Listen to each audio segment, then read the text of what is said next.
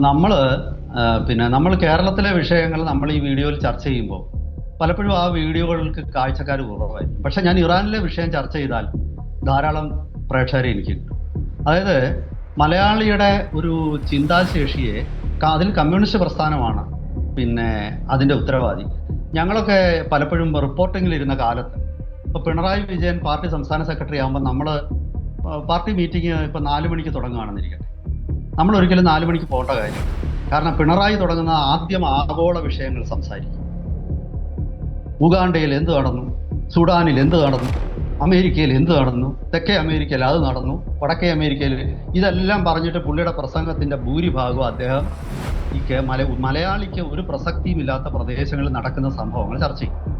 2ാം റൗണ്ടിൽ പുള്ളി ദേശീയ ഇതിലേക്ക് UP-യിൽ എന്താണ് നടക്കുന്നത്, ബീഹാറിൽ എന്താണ് നടക്കുന്നത്, മധ്യപ്രദേശിൽ എന്ത് നടക്കും, ഗുജറാത്തിൽ എന്തെല്ലാം നടന്നിരിക്കുന്നു, ഇതിനെക്കുറിച്ച് വീണ്ടും ഒരു 15 മിനിറ്റ്. അപ്പോൾ അദ്ദേഹത്തിൻ്റെ പ്രസംഗം ചിലപ്പോൾ 1 മണിക്കൂറായി. ഇതിൽ 50 മിനിറ്റും ഇദ്ദേഹം ആഗോളവും ദേശീയവും പറഞ്ഞിട്ട് അവസാനത്തെ ഒരു 10 മിനിറ്റും ഇല്ല, ഒരു 7 മിനിറ്റ് കേരളത്തിലെ കാര്യം. അപ്പം നമ്മൾ ഈ പ്രസംഗത്തിൻ്റെ അവസാനം മാത്രം അവിടെ ചെല്ലുള്ളൂ.